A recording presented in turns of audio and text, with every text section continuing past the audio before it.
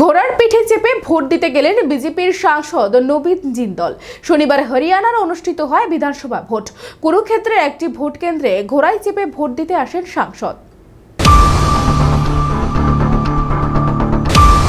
Vote দিয়ে বেরিয়ে তিনি বলেন, আমি ঘোড়ায় চেপে ভোট দিতে এলাম কারণ এটাকে শুভ বলে মনে করা হয়। এরপরে সাংসদ বলেন, আমার মা সাবিত্রী জিন্দল হিসার থেকে লড়ছেন, সেখানকার জন্য অনেক উন্নয়ন তিনি করতে চান। এখন জনগণই নেবেন সিদ্ধান্ত। বিজেপি যে টানা তৃতীয়বার ক্ষমতায় আসতে চলেছে সেই বিষয়ে আশাবাদী সাংসদ বলেন, ভোট নিয়ে মানুষের মধ্যে উন্মাদনা দেখছি, প্রত্যেকে নিজের ভোট দিচ্ছেন।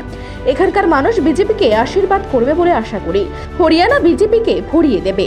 নয়াব সিং সাইনি ফের মুখ্যমন্ত্রী হবেন। সকাল 7টা থেকে হরিয়ানায় চলছে ভোট গ্রহণ, চলবে সন্ধ্যা 6টা পর্যন্ত।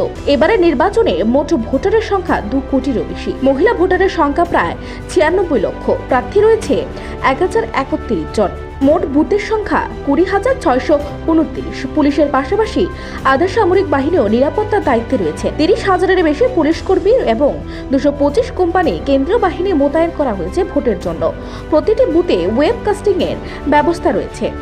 Bureau report, Asian Times.